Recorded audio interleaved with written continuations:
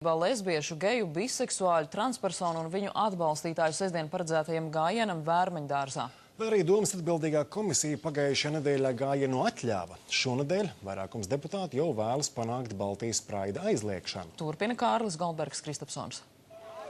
Šo sestdienu lesbiešu, geju, biseksuālu, transpersonu un viņu draugu gājiens Baltijas praids solās būt daudzskaitlīgāks nekā iepriekšējie.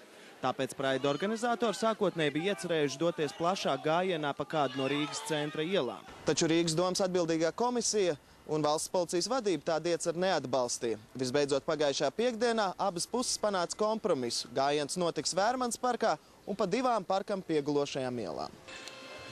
Šonedēļ 34 no 60 domas deputātiem parakstīja vēstuli, kurā atbildīgajai komisijai pieprasa lēmumu mainīt un gājienu aizliegt. Es nedomāju, ka vienā sestdienā bērni ir jāiztriec ārā no Vērmanas parka, lai tur notiktu praids un lai nevarētu notikt bērnu pasākumi un ģimenes pasākumi. Deputāti atbildīgajai komisijai dod laiku līdz ceturtdienas pēcpusdienai. Ja līdz tam atkārtotā sēdē gājienu neaizliegs, tad domnieki sola tālāku rīcību. Kāda tā būs, viņi pagaidām neatklāja. Sapulču, gājienu un piketu pieteikumu izskatīšanas komisijas pārstāvis norāda, ka domnieki ir nokavējuši. Gājienu varēja aizliegt ne vēlāk kā 5 dienas pirms tās iecerēts.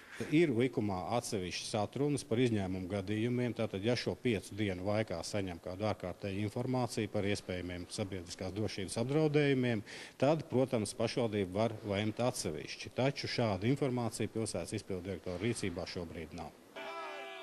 Tomēr pēcpusdienā situācija mainījās un rīt sasaukta atkārtota komisijas sēde, lai vēlreiz lēmtu par gājienu. Rīgas domas izpilddirektors līdz sēdē komentārus nesniedz. Praida organizatori cer, ka Rīgas domas atbildīgā komisija savu lēmumu nemainīs. Citādi visa līdzšinējā sadarbība atgriezīsies izējas punktā. Rīgas doma ir bijis ļoti pretimnākoša un saprotoša, kad visiem mums ir šī pulcēšanās brīvība, kad vienīgais ir jānodrošina kārtība un drošība. Un pēkšņi pēc vairākiem gadiem atkal atgriežas šie vecie rēgi. Un, es domāju, tas ir ļoti skaidri redzams, ka tas ir saistībā ar vēlēšanām tieši.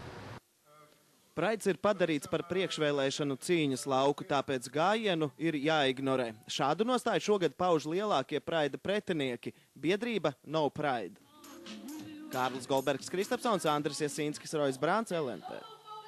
Neoficiāli tiek minēts, ka sēde sasaukta politiskas spiediena rezultātā.